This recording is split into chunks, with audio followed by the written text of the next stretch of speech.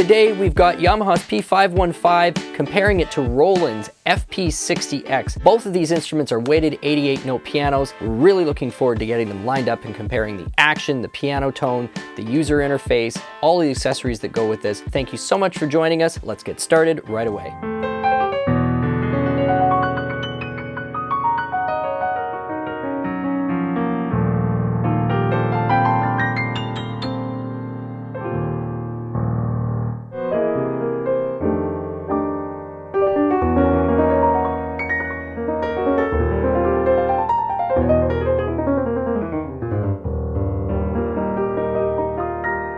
First and foremost, these instruments are designed to be portable pianos, and that's exactly where we're going to start. What is the experience of playing these instruments from a pianistic standpoint? I'm going to start first with the Roland FP60x. Now, this is an instrument that uses the PHA4 Action, which is a plastic action. So the first reaction people are going to probably have to this comparison is, this isn't apples to apples. The Yamaha's got a wooden action. Why haven't you put the FP90X here, which also has wood components in the action? Well, simple reason is that the FP90X is almost 50% more expensive than the Yamaha P515. From a price standpoint, these two really are the ones that are directly competing against one another. So even from a specification standpoint, the actions aren't necessarily neck and neck. From a price point standpoint, we're sort of forced to reckon between these two. Having all said that, I really like the PHA4 Action, and I've said this a multitude of times in other actions. In fact, I just picked up myself a Phantom 08 workstation from Roland that uses the PHA4 Action. I found I really enjoy improvising on action quite a bit. It's a nice blend of weight and responsive, and it's something I'm pretty familiar with. So that's what's on this FP60X. Now, it's an action that also has Escapement on it, and it has a triple sensor, which is the same as what we're going to be talking about over on the P515. It also has Escapement and a triple sensor. This is where I notice a difference between the plastic and the wood, and this is true of all plastic versus all wood actions. The wood actions are usually quieter because that wood deadens a lot of the resonance that's created if you otherwise have a hollow plastic key. And your finger can kind of pick up on some of that resonance as well. So as you're playing a plastic action, even the very best ones, you do tend to feel a little bit of vibration on the key as you're playing throughout the piano. It's not particularly noticeable, especially if you don't have something side by side to compare it to, but it's always there. There's just a little bit of vibration from the actual speakers that you can feel through those keys. That's just completely missing.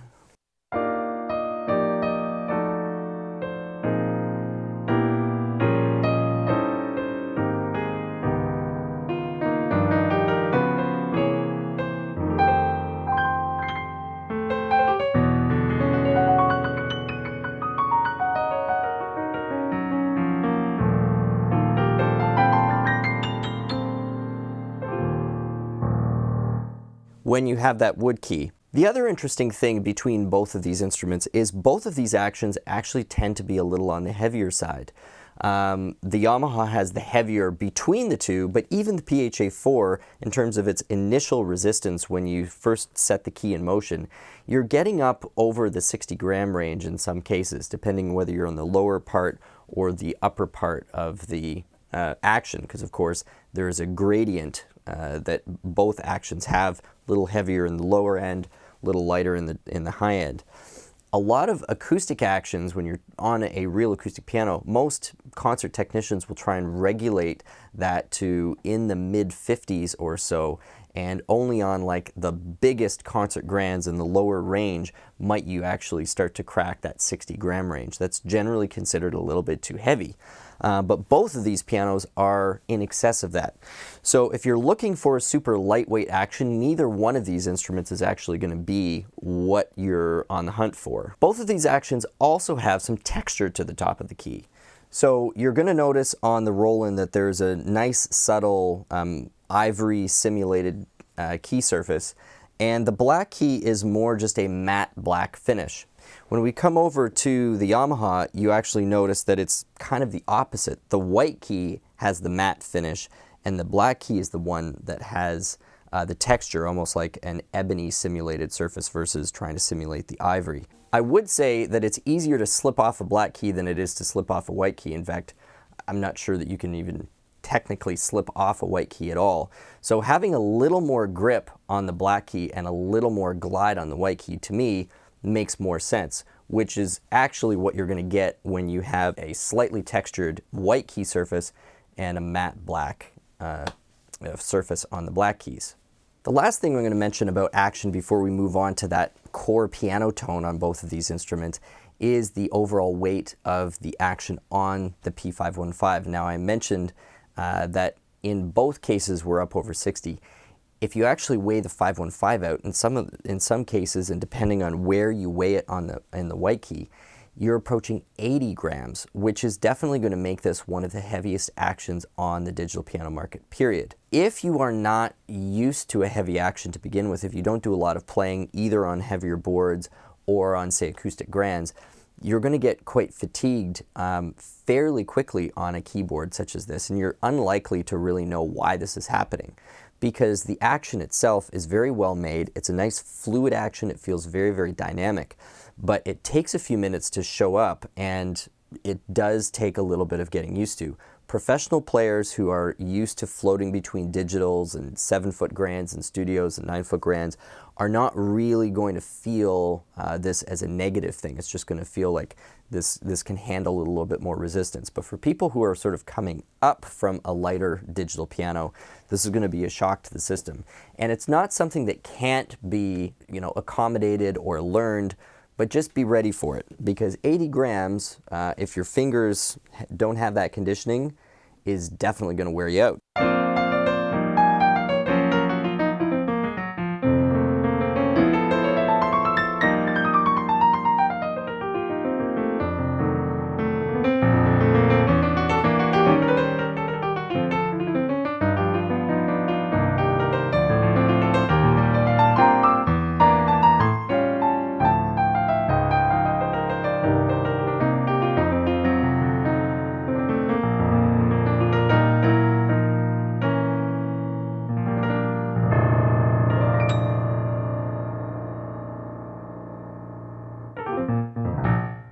The second thing that I want to talk about is the speakers.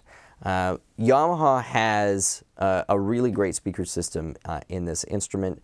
It is 20 watts a side. It's 15 watts plus a 5-watt tweeter. And in terms of producing a really nice, well-rounded tone, it definitely does that very, very well. In terms of sheer volume, though, I was actually pretty surprised, because this is a pair of 13-watt speakers. When I used a decibel meter and maxed the volume out on the FP60X, I was getting about 93 decibels holding the phone basically right at the display point.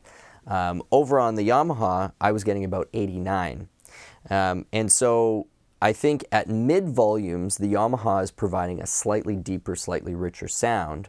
But if you're really in a slightly noisier environment and looking for something just punch through and provide a nice clear tone in that mid-range or upper mid-range, the Roland actually seems to be putting a little bit more juice out into the air, even though Roland has self-rated the output watts at a little bit less. Let's talk about the piano sound. Now, the Roland is using its proprietary supernatural piano engine to produce the sound. This is not modeling. You only get that when you get up to the 90X. But the sample-based supernatural engine that's loaded into the 60X, to me, still provides a very satisfying piano tone. And up until this most recent version of the modeling engine that Roland came out with, there was a good argument to be made that the sample base actually provided a little bit more realism, in that there were still some slight imperfections you could hear in the sample, and that created a better sense of naturalism to the sound. That first few generations of the virtual piano, to some ears, was just too clean. It was like too perfect.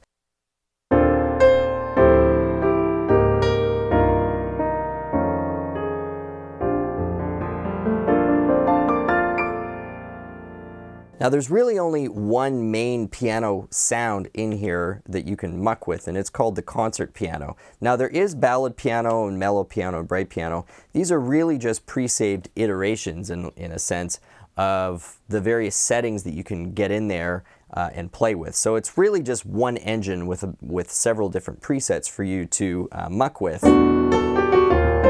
But concert piano is kind of the best starting point if you're going to go in and do any type of customizing. Now there's a few different ways that you can get in there and start sort of achieving your ideal piano acoustic tone. And on the Roland, you're likely going to go for a button that says My Stage. Now what that does is it's going to pull up a number of non-tonal presets from its supernatural engine and apply them to that concert grand piano. And so this is going to be really a combination of ambience and some of the resonance engines that's contained within that larger supernatural wrapper. So this first one is like piano recital, at hall stage.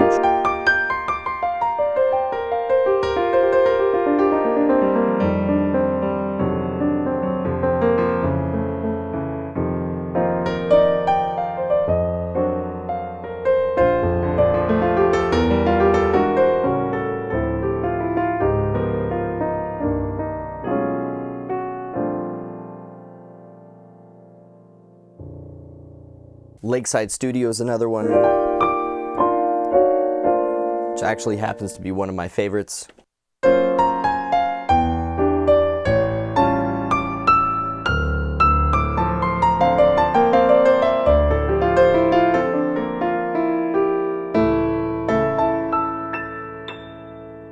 If you really like the feel of being in a huge concert hall.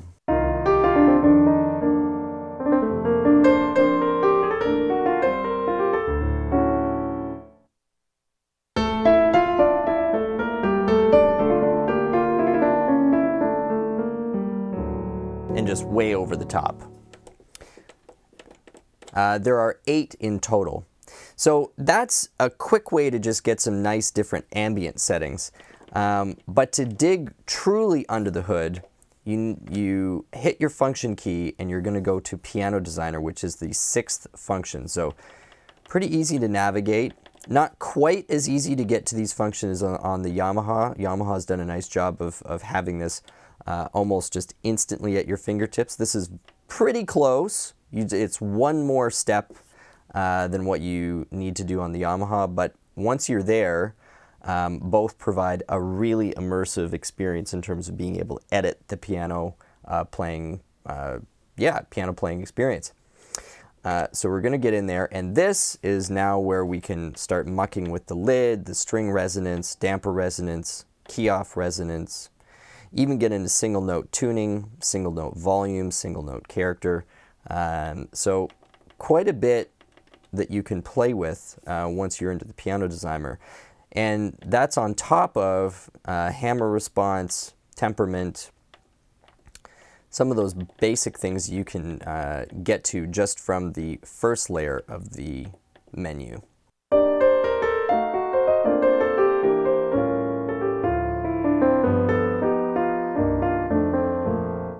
Over on the Yamaha, they've got 2 sample sets. One is the CFX Grand, and then the other is the Bösendorfer Imperial.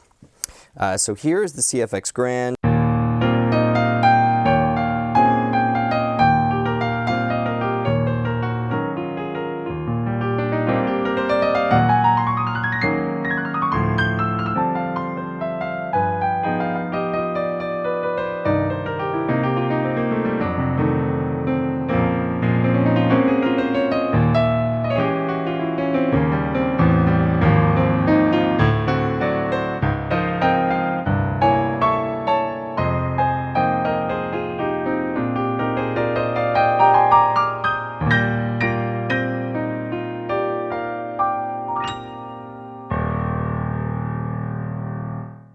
And then the Bösendorfer.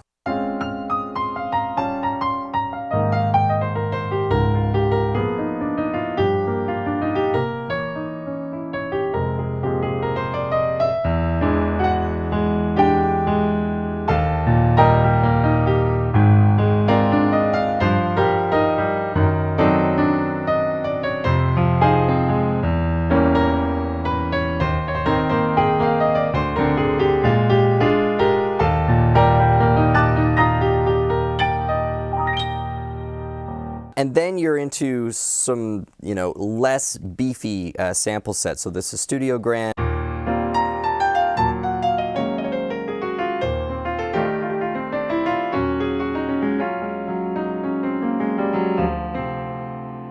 Bright Grand.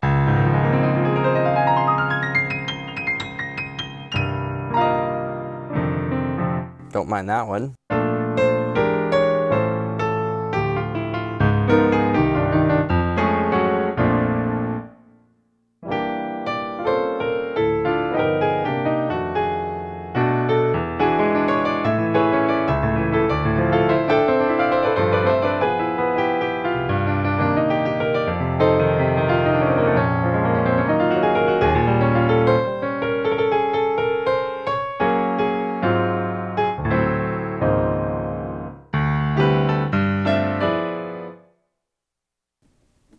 And then finally winding up with a good old-fashioned honky-tonk.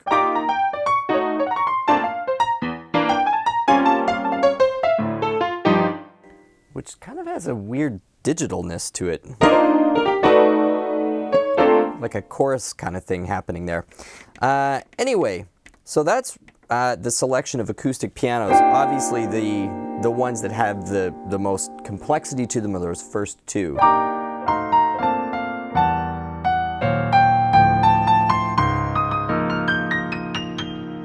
And then to get into editing, it's just piano room, and this is where you have the same types of editability that we were seeing on the Roland: lid position, brightness, touch, reverb, master tuning. That's where you get your virtual resonance engines there, damper, resonance, string, aliquot, which aka duplex, body resonance, key off sample, and then there's half pedaling in there as well.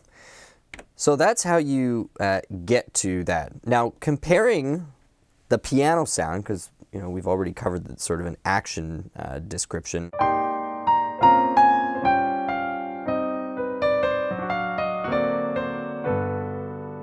The thing that really strikes me is how the treble, or rather the the top of the tone, because I don't want people to confuse that I'm only talking about the treble section of the keyboard. Every note sort of has this chunk to it that where some of the higher frequencies are at play. And when you push the Yamaha, there's a certain, some would describe it as a crispness, depending on whether you're listening to it through speakers and volume setting.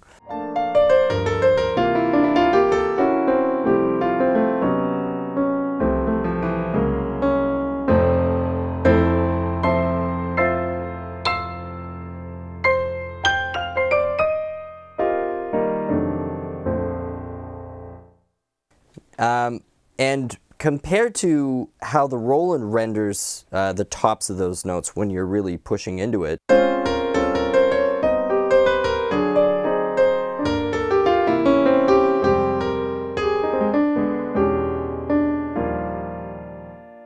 there's much more of a mid-range character to the sound, even when you're playing in the top portion of the keyboard.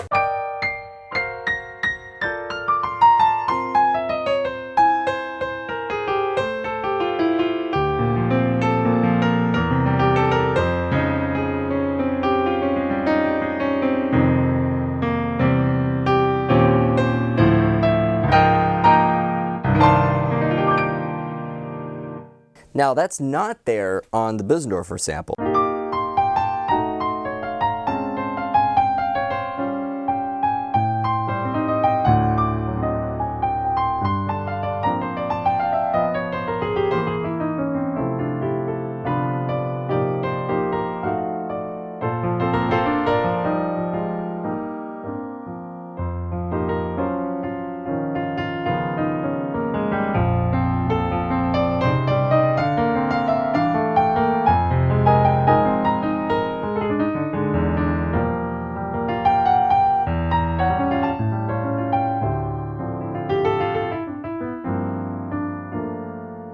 Now on the flip side though, the Bösendorfer dynamically feels quite contained, like you're sort of fighting a compressor the whole time.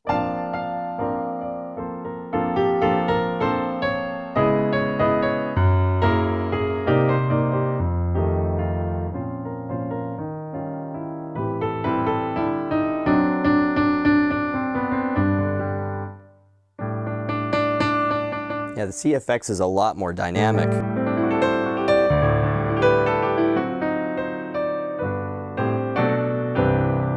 It's just whether or not you like that top velocity layer.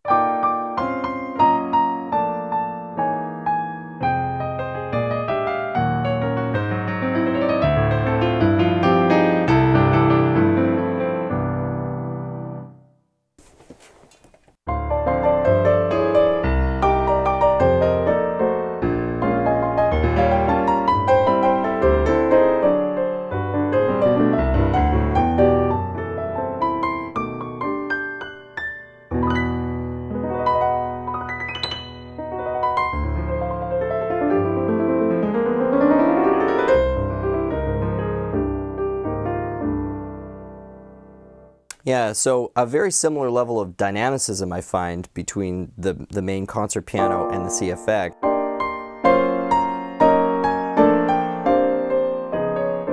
But more mids and lower mids that get drawn up as you start to push that velocity.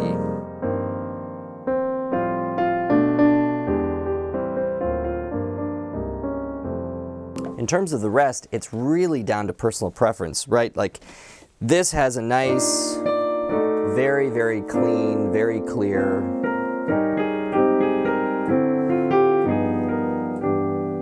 which is, you know, trademark Yamaha tone.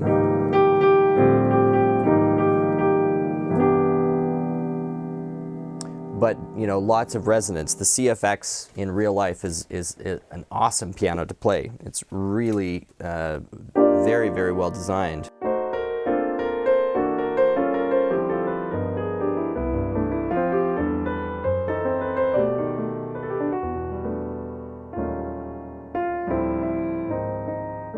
And even though Roland doesn't say it, their Supernatural engine has, you know, for a long time it's been suspected that it's based on a New York Steinway D.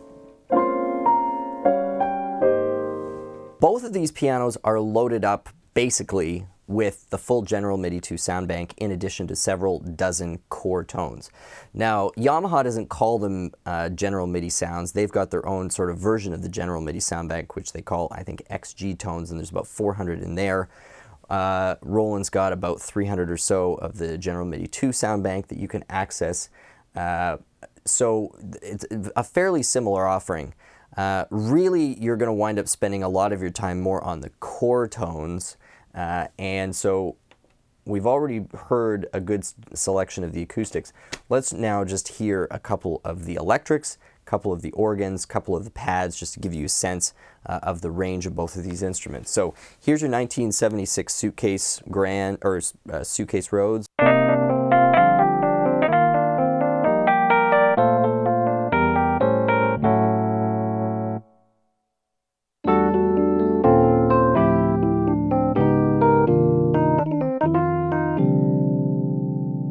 P Light, modified.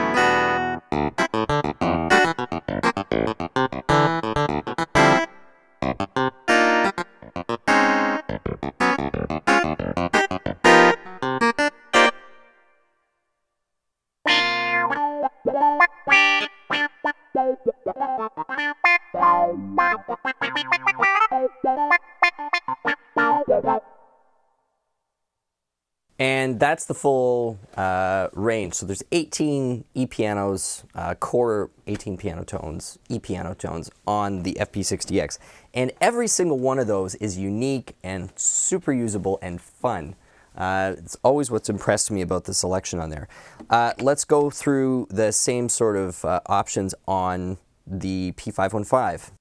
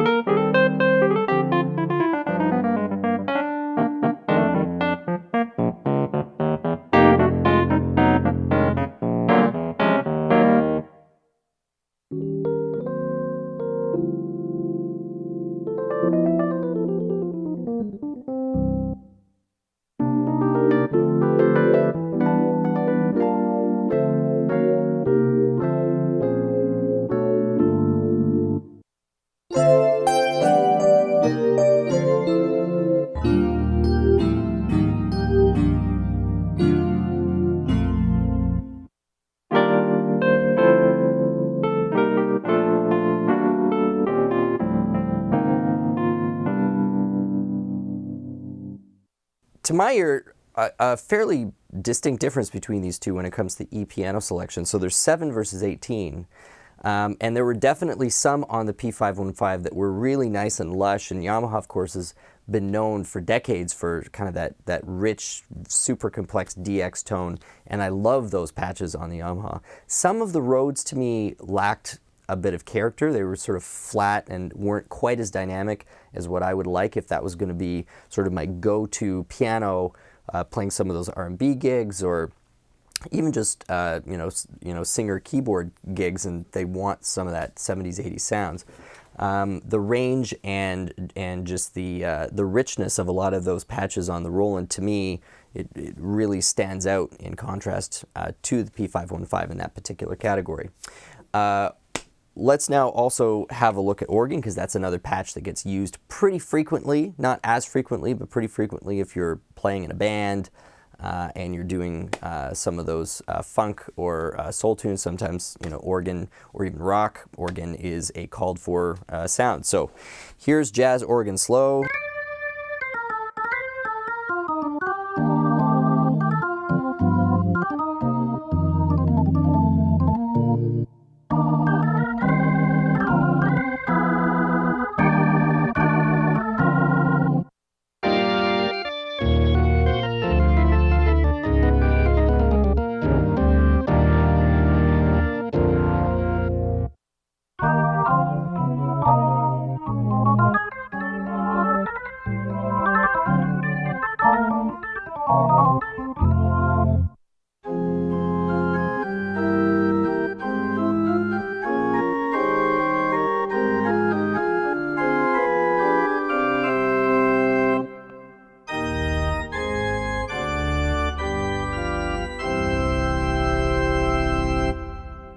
So I think there is, about 6 on there when we get over to the Roland.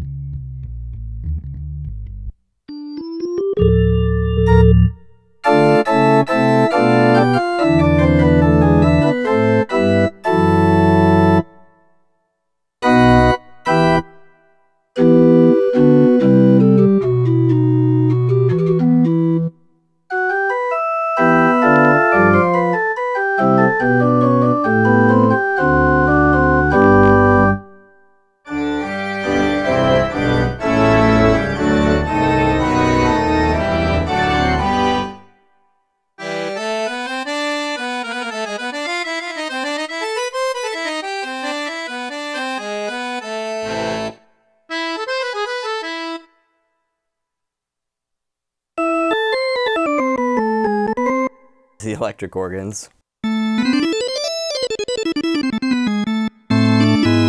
So 18 versus 6, kind of a similar reaction to the organ selection between these two. You've got a much bigger range. You're covering some like tone wheel stuff. You're getting into the electric as well as the pipe, and just a little more selection. And I always find that on some of these kind of mid-tier models, which we're talking about here, these aren't like top stage pianos or workstations, the tone wheel organ stuff is really hard to nail. And I'm not like super blown away by either one of these models when it comes to those sounds. I wouldn't find myself gravitating to some of those core tones because they both sound kind of cheesy. But when you get a little deeper into the selection, some of those mellow bars, the gospel spin on the Roland, I found to be pretty useful. I really liked a couple of the pipe organ sounds on the Yamaha. I wouldn't say either one of them knocks it out of the park, but if you are going to be using organ sounds and it's between these two, I think the Roland is going to give you a little bit more depth and maybe slightly more authenticity in terms of nailing a broader range of those needs. Both have a pretty good selection of strings on them. Both have a pretty good selection of bass sounds. Where the Roland, again, I think just has a little more depth to it is on the synth side. If you're going to be going and needing some sort of synth, like brassy synth jabs or sounds, or some of the lead sounds, you're going to get that on the Roland.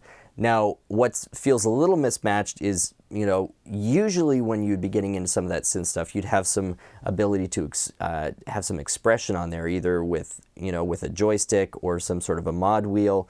There isn't any of that on the FP60X, so I probably wouldn't wind up really making that much use out of it. So there's a roundup of some of the sound options that you get on these two. Now let's talk about the functions between these two, because there's some important differences and similarities. Firstly, here are the things that really stand out to me as a big plus on the Roland, and we're going to do the same thing on the Yamaha. Big plus on the Roland, you've got your onboard EQ, no menus needed. You can just instantly craft and mold a sound that you really like. It's tactile, it's like you don't have to think twice about it, it's very easy to get to. I like that a lot. Same thing with the split parts. If you've got split parts, you're going to be doing either layers or, you know, left hand, right hand. So handy to be able to super quickly adjust the volume settings on those. That I really like. Now both instruments have your split dual and your transpose. Those are easy to access. They both have USB recording. This has metronomes with onboard rhythms, but it does not have the onboard auto accompaniment. So if you're going to get into auto accompaniment, you actually need to use the accompanying app with the Roland, and I would recommend doing that with a wire versus the Bluetooth, because then there's absolutely zero lag between it following what's going on in your hand. The Bluetooth connection is great with the Roland app for everything else. The wire definitely makes a difference, though, if you're going to be doing that auto accompaniment. And then you've got sound control, and one of the things you can't see is that this is equipped with the USB audio interface. Over on the Yamaha side, it also has the USB audio interface, and for people who are sitting at home going, what is a USB audio interface? Well, it basically means that you can send and receive digital audio through a USB cable between a computer and your device. So essentially that means that you can use this as your computer's speakers, which can be handy. It also means that if you really like a particular sound on either one of these machines, you can send that sound directly into your computer without the need for audio cables. Here are the things I like about the Yamaha. I really like the fact that you've got the USB port facing, so if you are going to be doing some recording to a USB key, which people still do, it's nice to not have to like reach around and do that from the back. You've got it right up here at front. That is definitely a nice thing. Other thing is you've got the onboard auto accompaniment. Rather than having to use the app, you can actually access that just like you can on the P125 right there with the rhythms. So the rhythms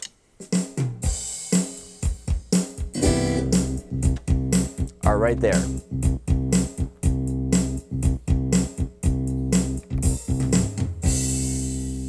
It's also nice that the display is a little bit larger on the Yamaha. You can see everything you need to see on the Roland. It's always nice to have a little bit more real estate in terms of your display. Both of these are also available with triple pedals or the single pedals they come with. You can also get matching stands, and they are available in black as well as white. So this takes us to our final section, practical considerations, or otherwise known as what are my final thoughts on these two pianos. First of all, there's the obvious subjective stuff, like which piano tone do you prefer? And that's going to be such a personal thing. Some people really, really enjoy that clean, slightly brighter sound that the Yamaha gives them. Other people are kind of a little more used to like that Steinway sound, which I think the Roland really nicely encapsulates, not just in terms of the sort of the exported tone, but the actual interactive experience of creating that tone. I think they do a really good job of. So you've got that. Then you've got some similarities in terms of how you can edit that sound. I don't really think either one of them does a better or a worse job at that. It's slightly different, but both really give you the option to customize your playing experience very well. I think you've got a broader range of non-piano tones on the Roland. If you're going to be doing quite a bit of playing where E-piano is going to be used just as much as acoustic piano, or maybe even potentially organ or pads, I think the Roland gives you more depth and more usable professional sounding sounds than the Yamaha. It's not that the Yamaha doesn't have that, it's just not quite as extensive. Anyway, that about wraps it up for this comparison between the P515 and the FP60X. If you own either one of these instruments, we'd love to hear in the comments what your ownership experience has been. If you're shopping for these, we really hope that this has been a helpful video to you, kind of walking through both from a piano player's perspective and sharing with you, our impressions as well as some of these key sounds and key features on these instruments. Thank you so much for joining us. My name is Stu Harrison. Hope you're back for more at Merry Pianos on YouTube. Have yourselves a great day.